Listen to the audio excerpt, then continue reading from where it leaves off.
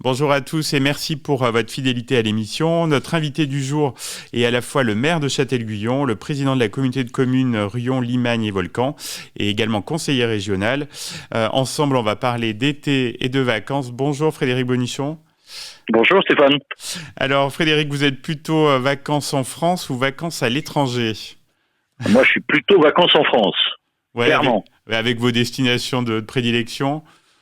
J'adore marcher quelques jours en montagne et rester à l'essentiel, couper le téléphone pendant 3-4 jours et dormir en altitude. Oui, ça doit faire du bien vrai repos. De déconnecter. Exactement. Quand vous avez, avec la vie que vous avez.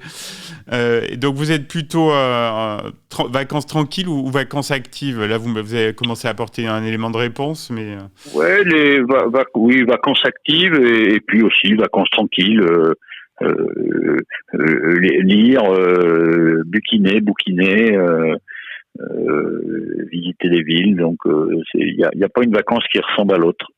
Alors, j'ai une question qui revient à chaque fois. Vous avez aussi là commencé un petit peu à répondre. Vous êtes plutôt mer, montagne, campagne ou ville pour vos vacances ? C'est généralement un peu montagne, un peu mer et plutôt Bretagne. Voilà, pour rester dans des zones où il y a un peu moins de monde que les grandes zones touristiques. Oui, c'est sûr. Quel type d'hébergement à vos faveurs pour les vacances ? Si c'est montagne, c'est plutôt un peu rustique, un peu camping. Et puis, si c'est ailleurs, hôtel ou location. Votre sport d'été préféré, est-ce que c'est la rando du coup ? Ouais, c'est plutôt la rando, oui. Ouais. Exact. En termes de cuisine, est-ce que vous êtes plutôt raisonnable l'été, une petite salade, tomate mozzarella ou au contraire une bonne grillade au barbecue avec des frites ? Les deux, mon capitaine. La grillade le soir et le léger à midi pour justifier le soir. Exactement. Votre boisson de prédilection en été ? C'est un rosé frais, c'est pas mal. Le rosé revient souvent, avec modération, oui, bien sûr. Bien sûr. Est-ce que vous pouvez nous avouer un petit plaisir estival, personnel ? C'est justement cette déconnexion que vous vous permettez ou il y a autre chose ? Oui, c'est effectivement couper du rythme des SMS, des réseaux sociaux, de l'actualité. Il y en a encore plus besoin cette année de revenir à l'essentiel et de parcourir les chemins noirs chers à Sylvain Tesson. Là, vous n'avez pas le droit de me répondre, Châtel-Guyon. Votre coin d'Auvergne préféré en été ? J'ai pas le droit de répondre Châtel, donc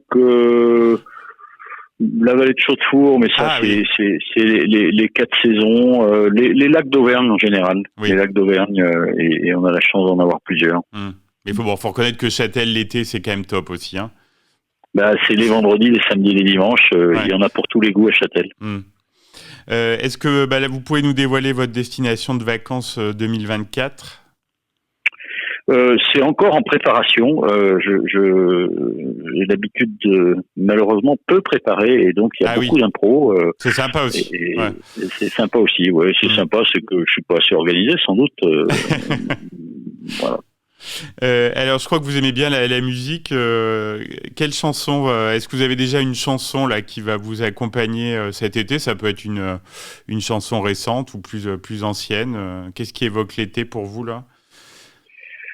J'ai pas de chansons qui me viennent naturellement, mais dans les vieilles chansons qui font vacances, il y a évidemment National 7, même si c'est pas une route que j'ai tellement empruntée, mais voilà, cette chanson mythique de traîner, elle est tellement vacances qu'elle fait partie du patrimoine des vacances.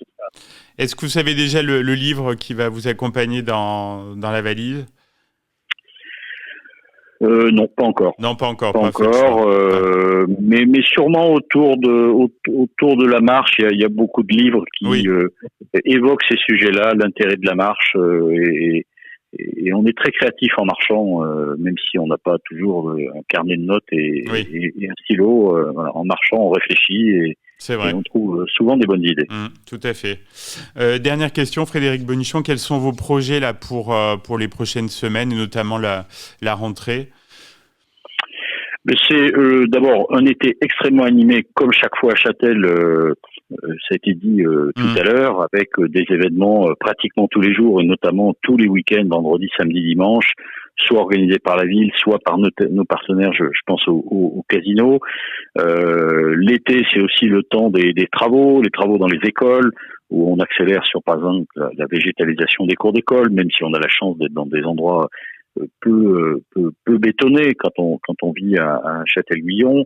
On est en train de réaliser un terrain de foot synthétique pour limiter l'usage de l'eau et des produits d'entretien et avoir une augmentation importante du temps d'utilisation de nos terrains. Donc le temps d'été, c'est le temps du travail de nos équipes techniques dans les bâtiments communaux qui sont un peu moins sollicités.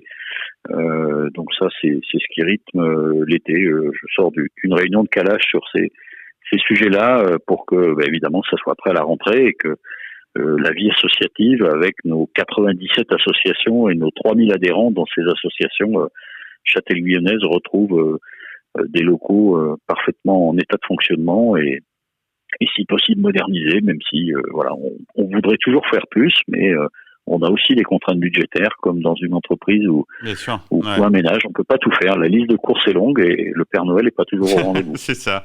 Et la rentrée, c'est toujours une période bien chargée pour un élu communal. Oui, c'est parce que ce qui structure la vie d'une commune, c'est quand même les écoles, le collège, les lycées, etc. Châtel, on a un peu plus de 1000 enfants scolarisés entre nos différentes écoles et le collège, près de 1500. Donc voilà, forcément, même si le collège dépend du département, pas des villes, pas de la commune, ce travail autour des écoles et des équipements sportifs dédiés aux écoles, c'est effectivement important, autour de la cantine, du périscolaire. À chaque fois, il y a des nouveautés. On est très actifs sur ces sujets-là, en essayant d'améliorer encore la qualité des repas, la qualité des temps scolaires et périscolaires, en lien avec l'éducation nationale. Sans rien lâcher sur les principes et les valeurs, la laïcité, le respect des uns et des autres, le vivre ensemble. On voit qu'on en a besoin, quelles que soient les convictions politiques des uns et des autres. Ce vivre ensemble, il a été malmené depuis de nombreuses années par laxisme, par lâcheté. En tout cas, c'est mon analyse et c'est important de rappeler que on n'a rien sans rien. Il y a des règles, il y a des droits et des devoirs, mais on parle souvent des droits. C'est bien qu'on parle aussi des devoirs.